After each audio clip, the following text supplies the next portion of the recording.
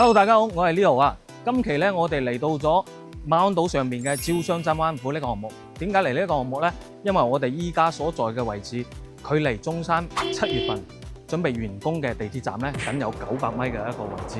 咁咧，招商真灣府亦都係號稱馬鞍島上邊配套最完善、最高端。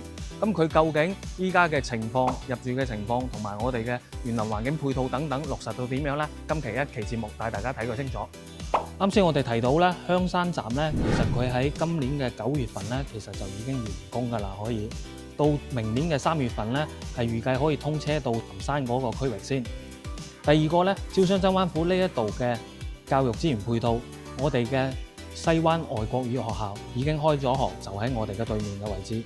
而翠湖幼兒園同埋香山小學、香山嘅中學都係已經投入使用㗎啦。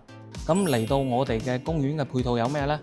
好似我哋嘅橫門山公園啊、飛翔山公園啊，都係規劃中。而翠湖公園咧，依家已經係24小時免費開放㗎啦。咁再睇到我哋樓下咧，其實已經有一個金輝苑商業嘅綜合體啦。隔離亦都有我哋嘅希爾頓酒店等等嘅一個位置。咁醫療配套嚟講咧，我哋亦都有中山市3甲嘅人民醫院馬鞍島嘅分診嘅門診部嚟嘅。咁如果係我哋返深圳嚟講咧，中山嘅國際人才港咧，距離我哋只需要5分鐘嘅車程都唔到，所以咁樣嘅配套係非常之成熟嘅。點解講招商真灣府佢嘅會所配套係 No.1 嘅存在呢？佢呢一度係一個做咗下沉式有天有地，仲有埋空調嘅一個配套。我哋移步到呢一邊，可以見得到啦。之前如果係你碌到招商真灣府嘅片咧，佢可能仲未運營㗎。但係依家我哋呢一個3000尺嘅健身房咧都已經係正常喺度投入使用之中㗎啦。我哋再往前面睇咧，亦都係有埋我哋嘅一個圖書館嘅一個設備係運營到嘅。而我哋呢個吧台啊，平時可以做一啲飲品啊等等嘅嘢，所以生活喺呢一個會所呢一個小區嘅配套嚟講咧，係非常之舒服嘅。而且我哋嘅地下停車場係可以直達到我哋嘅會所。而呢一個社區好獨特嘅一個配套係咩呢？仲有我哋嘅業主飯堂、真心飯堂呢個位置啊，係每一棟嘅樓下佢都會配備到俾你。如果你唔想煮飯、唔想出街買餸嘅話，你可以直接喺落樓買我哋嘅呢一個真心食堂嘅呢個飯餸。而且佢仲話承諾唔做預製菜。咁如果你成為業主之後，你可以試一下佢嘅味道啦。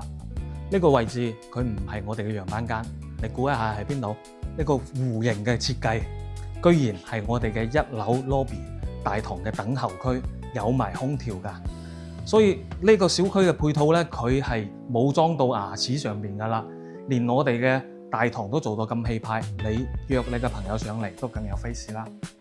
真灣府咧仲有一個超過3000平嘅兒童樂園配套，50米乘20米嘅游泳池，以及島內唯一一個網球場嘅配套。所以不論島內啊，放眼整個中山嘅片區咧，佢都係標杆嘅配套級別嚟嘅。好啦，我哋依家嚟到咗呢個119平方嘅3房2廳2衛呢個單位啦。入門嘅左手邊依然係半贈送俾到你嘅。整個馬鞍島上面嘅配備嘅房咧，基本上都係咁樣噶啦。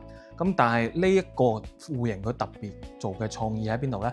就係佢嘅主陽台，第一個推咗出去，第二個佢呢一間房咧係選擇咗做一個半開放式，又有橫廳又有豎廳咁樣嘅一個設計嚟嘅。所以119平睇起身嘅整體嘅觀感咧係唔輸蝕我哋嘅140方、150方嘅一個戶型啊！見到呢一個餐廚一體連埋嘅，整體咧都係好實用。我哋平時見到嘅樣板間咧，佢可能做嘅餐台咧係比較細嘅。呢一個咧，你見到已經係做到一個10人位嘅位置嚟，長台㗎啦。咁我哋再睇睇入邊嘅房間。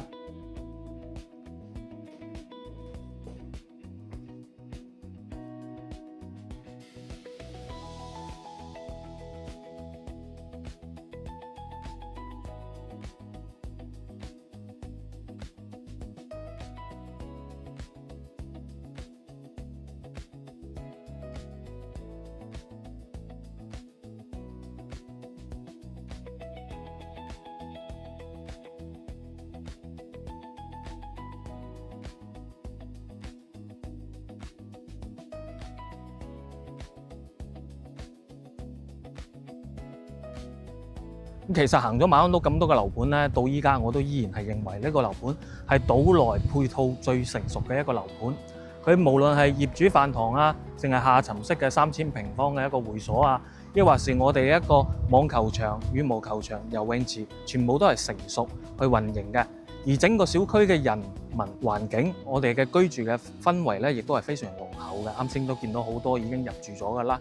所以如果係中意呢個樓盤嘅朋友，記得私信訂閱我。灣區睇呢度買樓揾 Leo，我哋中山招商真灣福建。